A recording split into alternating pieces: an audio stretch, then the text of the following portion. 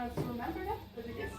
I will be telling you a little bit about the company you're in right now, the whole process of making Gouda or Gouda cheese, and a little bit about the store.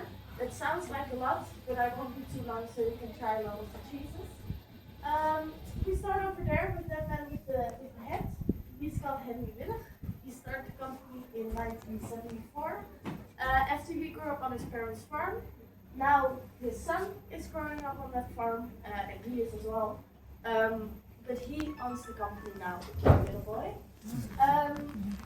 He's grown up, don't worry. He owns about 35 stores we have now spread across the Netherlands. Most of them in Amsterdam, and a few made like this where we want where to find clothes, so you're in a good place. For the process of making cheese, we're going to start over here.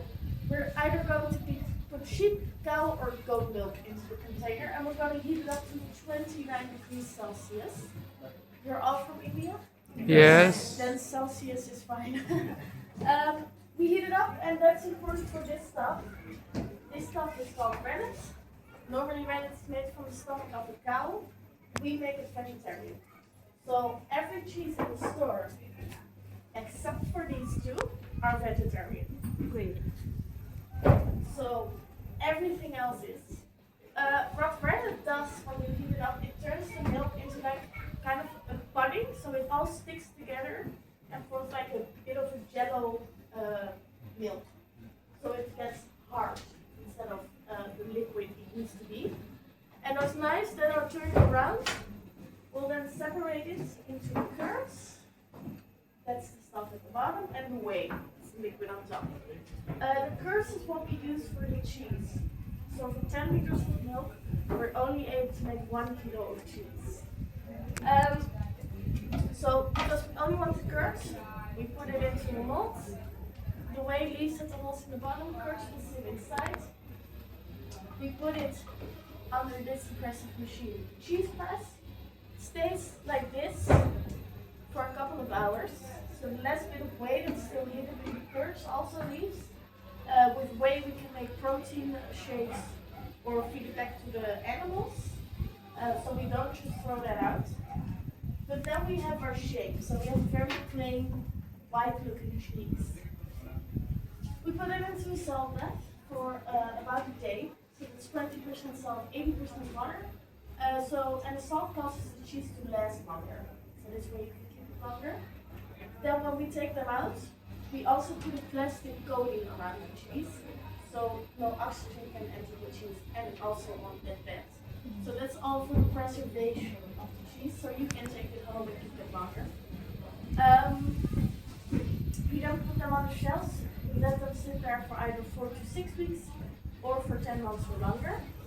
If we leave them for 4 to 6 weeks, you get a young cheese. You can see I can still kind of press into the young cheese. They're not that hard. If I leave them for 10 months or longer, you get old cheese. The old cheeses we have in the store are 1 to 1.5 years old. This one here is 3 years old. Don't get startled. Just don't do something. Sorry.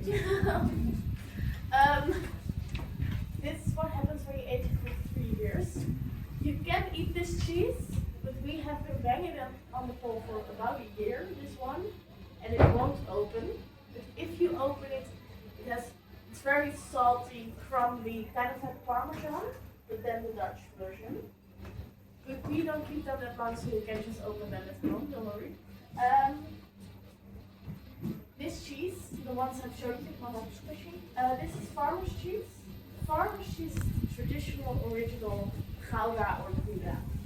So everything we have in the store is Gouda or Gouda. But this one is made the original way, with the original recipe. So, India, you can take it.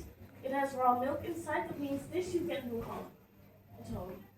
All the other ones are pasteurized, so they will stay the same. But we have more flavors, because we don't just want to give you one cheese.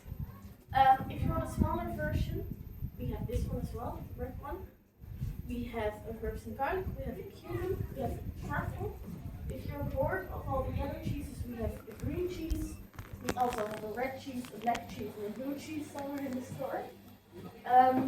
But we have about 40 flavors of cheese. I don't want to spoil them all to you, so I'm just going to keep it at this.